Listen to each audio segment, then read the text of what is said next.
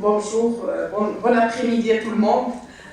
On continue la session 3 du premier colloque de l'activité physique adaptée de l'innovation pédagogique à la recherche-action.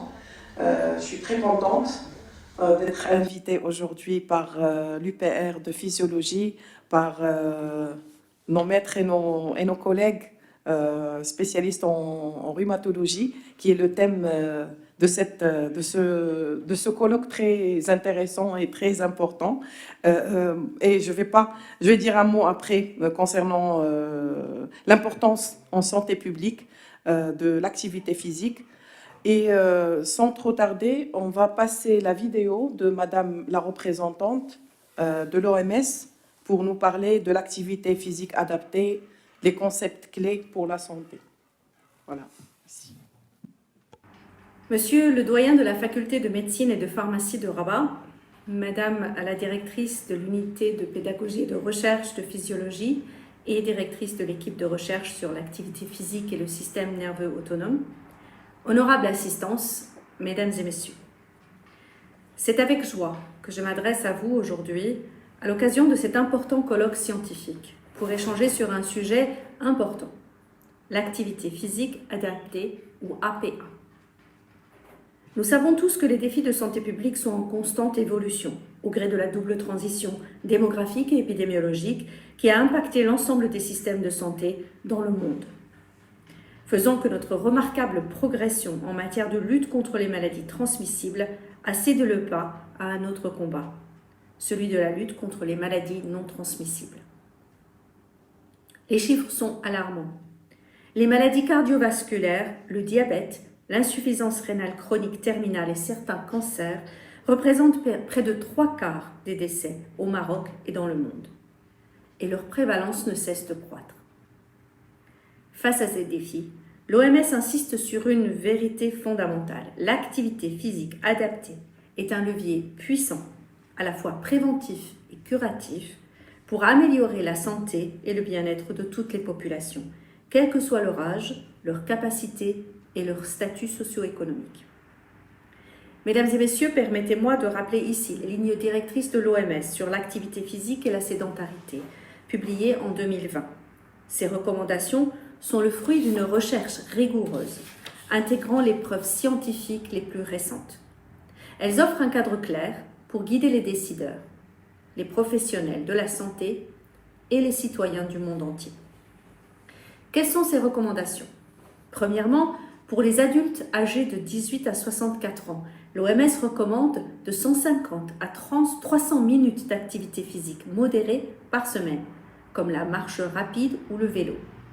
À défaut, 75 à 150 minutes d'activité intense, comme la course ou la natation, ou une combinaison équivalente. Il est utile d'intégrer au moins 2 séances hebdomadaires de renforcement musculaire. Pour les personnes âgées de 65 ans et plus, les mêmes recommandations que pour les adultes sont valables, mais avec une attention particulière aux activités améliorant l'équilibre et la coordination. Afin de réduire les risques de chute, il est également conseillé d'intégrer des exercices de renforcement musculaire pour préserver la capacité fonctionnelle. Pour les enfants et les adolescents, il est recommandé au moins 60 minutes d'activité physique modérée à intense par jour. Cela inclut des activités favorisant la santé osseuse et musculaire au moins 3 fois par semaine. Enfin, pour les personnes vivant avec des maladies chroniques ou un handicap, l'OMS recommande d'adopter une activité adaptée à leurs capacités en tenant compte de leurs besoins spécifiques et des éventuelles limitations physiques. Ces directives ne se contentent pas de promouvoir la quantité. Elles insistent également sur l'inclusivité et l'accessibilité de l'activité physique adaptée, qui doit être une opportunité pour tous et non un privilège ou une contrainte. Mesdames et messieurs, selon l'OMS, jusqu'à 5 millions de décès pourraient être évités chaque année si la population mondiale était plus active. De ce fait, l'activité physique adaptée n'est pas un simple outil de prévention, c'est une solution à multiples facettes offrant des bénéfices physiques, mentaux et sociaux. Sur le plan physique, l'activité physique régulière réduit considérablement le risque de maladies cardiovasculaires, de diabète de type 2 et de certains cancers. Elle améliore la santé osseuse et musculaire, essentielle pour les personnes âgées et les patients atteints de maladies chroniques. Sur le plan mental, elle joue un rôle crucial dans la gestion de l'anxiété et de la dépression, tout en améliorant la qualité du sommeil. Chez les enfants, elle favorise des fonctions cognitives optimales telles que la concentration et la réussite scolaire. Sur le plan social et économique, promouvoir l'activité physique adaptée dans les politiques de santé publique contribue à alléger les systèmes de santé en réduisant les hospitalisations et les traitements coûteux liés aux maladies évitables. Dans un contexte comme celui du Maroc, où les transitions épidémiologiques et démographiques s'accélèrent, il est crucial d'intégrer l'activité physique adaptée au mode de vie de la population. Et ainsi, donner une réponse directe est nécessaire face à la flambée des maladies chroniques et aux inégalités en matière de santé. Pour ce faire, il est judicieux d'intégrer l'activité physique adaptée dans les soins de santé primaires en formant les médecins et les soignants à prescrire l'activité physique comme on prescrit un autre traitement, en tenant compte des besoins individuels des patients. Sensibiliser la population afin de lutter contre les idées reçues. L'activité physique adaptée n'est pas réservée aux sportifs et chaque mouvement, aussi simple soit-il, intégré à la vie quotidienne, contribue à une meilleure santé. Créer des environnements favorables à l'activité physique adaptée en développant des infrastructures safe et notamment adaptées aux femmes et aux filles, accessibles à tous, comme des parcs publics, des pistes cyclables et des équipements adaptés pour les personnes en situation de handicap. Soutenir la recherche-développement locale pour encourager les études sur les impacts de l'activité physique adaptée dans le contexte marocain et ainsi adapter en conséquence les politiques publiques. Mesdames et messieurs, en conclusion, l'OMS considère l'activité physique adaptée non seulement comme un outil de santé, mais surtout comme un droit universel. Elle contribue à bâtir des sociétés saines, équilibrées et plus équitables, en permettant à chacun d'atteindre son plein potentiel, indépendamment de ses capacités ou de ses circonstances. Mon message aujourd'hui pour vous, actuels et futurs professionnels de la santé, est simple. Devenons les acteurs de ce changement. Intégrons l'activité physique adaptée dans nos pratiques médicales, nos programmes éducatifs et nos politiques publiques. Travaillons ensemble pour que le Maroc soit un modèle en matière de promotion de la santé par le mouvement. Ensemble, mettons le Maroc en mouvement. Je vous remercie de votre engagement et de votre attention.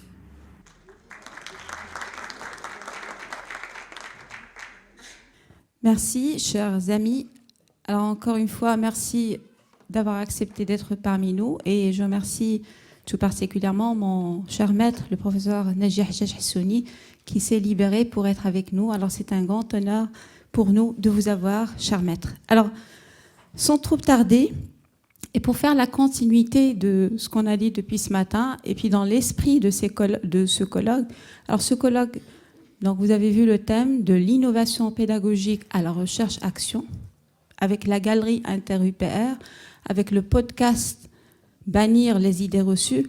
Alors, nous avons essayé de tisser un fil conducteur parce que nous avons besoin de faire un appel à collaboration, faire intervenir des étudiants dès leurs premières années d'études, impliquer tout le monde parce que nous avons un objectif. Nous avons dans la salle 2 patients qui se sont libérés, l'une qui est venue de Casablanca. La dernière fois, elle est venue aussi pour le podcast. Nous avons avec nous dans la salle des infirmiers, donc notre objectif est commun. Et puis, nous avons ce thème qui va dans la suite des idées de du docteur Bigdeli, c'est-à-dire nous sommes dans une institution d'enseignement supérieur dédiée à l'enseignement des futurs professionnels de santé et quelque chose qui est devenu pas médical, mais un traitement à part entière, c'est la prescription de l'activité physique avec cet adjectif adapté, parce qu'il y a des confusions que même les professionnels de santé continuent à faire. Et là, c'est le moment pour clarifier les choses et puis structurer un peu les idées, même si mes diapos ne sont pas très structurés, mais je vais essayer de trouver un fil conducteur. Donc, le titre, c'est Activité physique adaptée entre modèle unique et personnalisé. Alors, ça a été fait de manière volontaire pour dire que entre ce qui est dans les livres, dans les prescriptions toutes faites, et là, je vous indiquerai un livre qui est très, très pertinent, qui est Ordonnance de prescription d'activité physique, mais qui a quand même beaucoup de limites. Et on va voir que ce n'est pas aussi simple de prescrire l'activité physique. Bon, prescrire une ordonnance, c'est simple, mais avoir le résultat, c'est-à-dire le sujet qui va adhérer et pouvoir réussir ce projet, ça, c'est pas simple. Et il faudrait qu'on raisonne ensemble, chacun de son côté.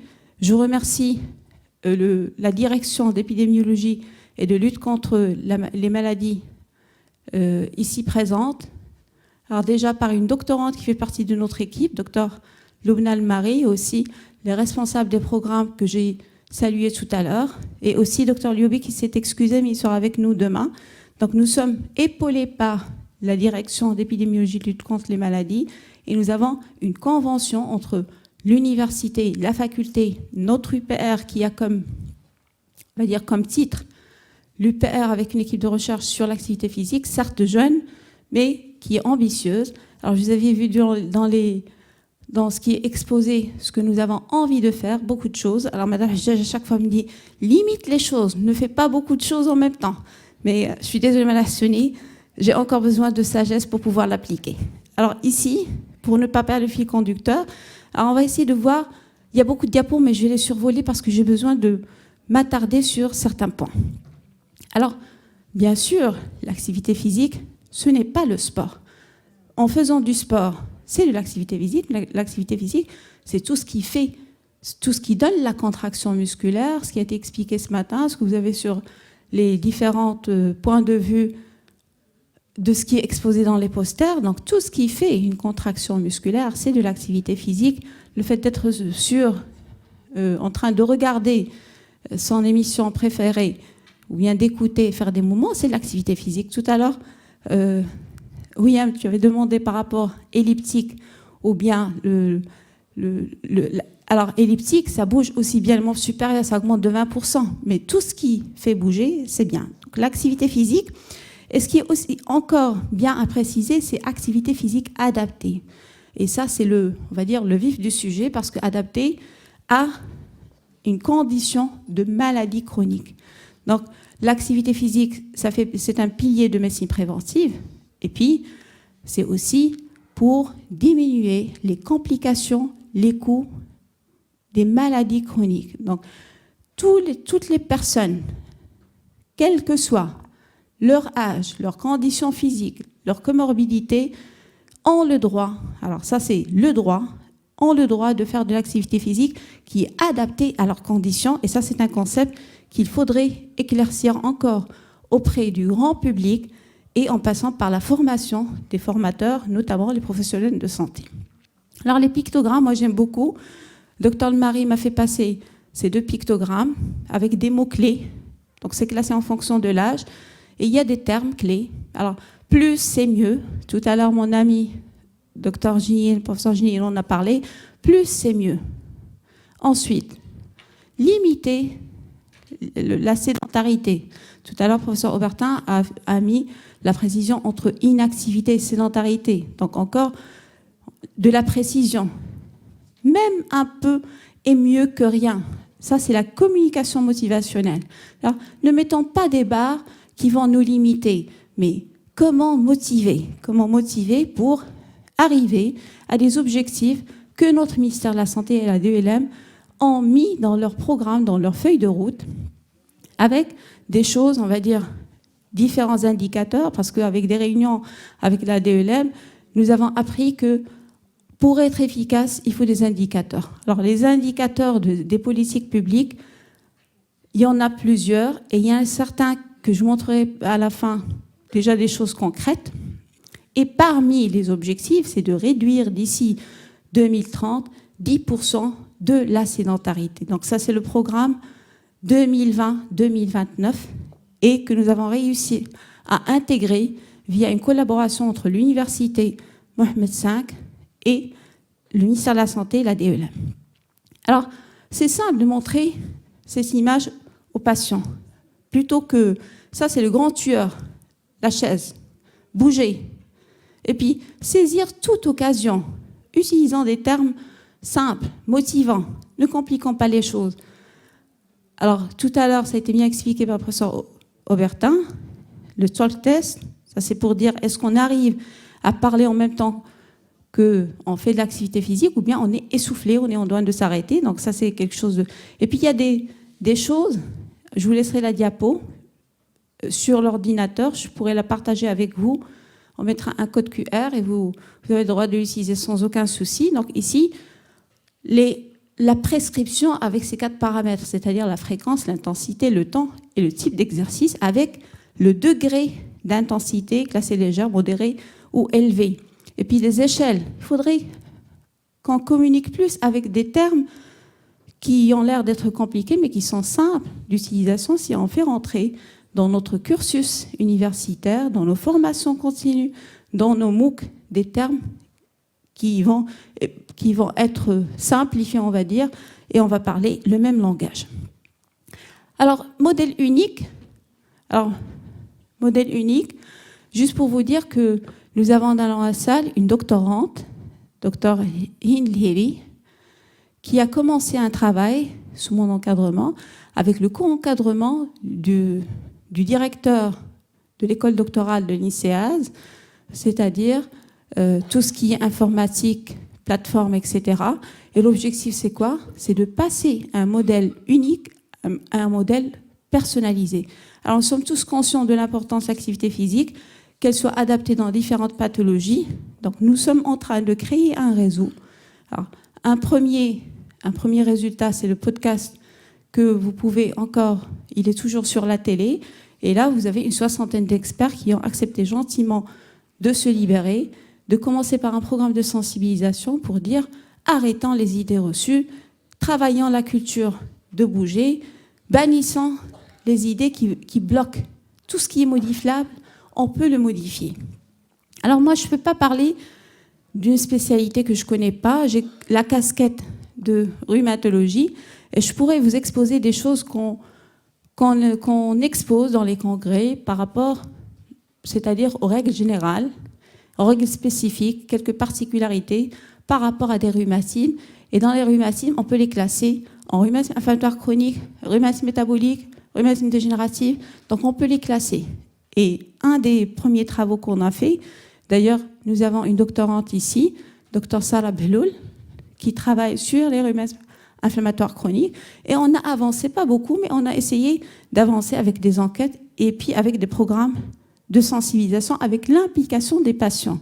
Et ça, c'est un point qui est très, très important parce que nous avons avec nous des patients volontaires, des patients seniors, des patients avec qui on communique. Et bon, c'est un démarrage, mais on est trop optimiste par rapport à la suite. Alors, les activités journalières, c'est à la maison, c'est la marche comme exemple d'activité physique qui ne coûte rien, mais qui demande quand même des trottoirs sécurisés, qui demande quand même d'éviter le regard de l'autre, notamment les jeunes filles. Alors, comme ça a été exposé par Dr Big Deli. Donc, la marche, aussi, il y a des règles pour le vélo. Alors, je ne vais pas rentrer dans le détail, mais qu'est-ce qu'on recommande, le vélo, etc.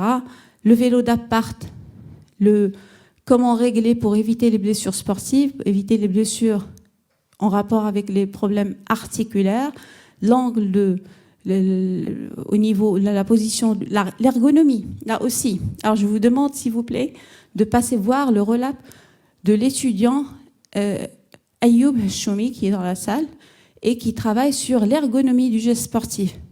Et je suis très contente de son travail parce qu'il est discipliné, et puis il a fait des vidéos, ce qui est mauvais, ce qui n'est pas mauvais, et on l'a mis sur TikTok, et on a demandé à la représentante de l'OMS, parce que là, il y a une convention entre l'OMS et TikTok, pour les publier, pour plus de visibilité. C'est un contenu qui est correct. Donc, comment se positionner le vélo elliptique? Comment travailler les 4 types de nage et comment les conseils qu'on donne aux patients, puis les règles simples, c'est-à-dire, alors, vous avez un rhumatisme, vous n'avez pas le droit à l'action, au mouvement, ça c'est complètement faux. Au contraire, l'appareil locomoteur, il faut le travailler. Et des patients qui ont des rhumatismes, qu'ils soient des rhumatismes inflammatoires ou bien dégénératifs, il faut adapter en fonction de l'activité de la maladie, de la sévérité de la maladie, de la capacité de faire de l'effort. C'est-à-dire, de manière globale, on dit aux patients, vous êtes en poussée, reposez les articulations qui sont en poussée, travaillez le reste. Alors, travaillez le reste, et puis diminuer les contraintes, la durée, les sports de décharge. Donc, il y a des règles. Alors, les sports avec un risque de chute, notamment chez les patients qui ont des problèmes de fragilité osseuse. Donc, ça, c'est évité. Donc, la prévention. La CDC a aussi des recommandations pour dire qu'il faut adapter en prenant le patient en entier. Le côté psychologique est très important. Alors, un patient qui est sédentaire, le transformer en patient actif, c'est du travail, c'est de la communication motivationnelle, c'est comprendre ces facteurs intrinsèques et extrinsèques, le soutenir de différentes manières, le faire travailler dans des groupes. Et puis, là aussi, c'est des choses simples pour dire que le patient doit être acteur de sa santé. L'éducation thérapeutique du patient, son objectif, c'est de rendre le patient acteur de sa santé, c'est-à-dire il ne va pas attendre la consultation programmée avec les difficultés qu'il y a dans 3 mois pour qu'on lui explique ça et ça. Il faut faire beaucoup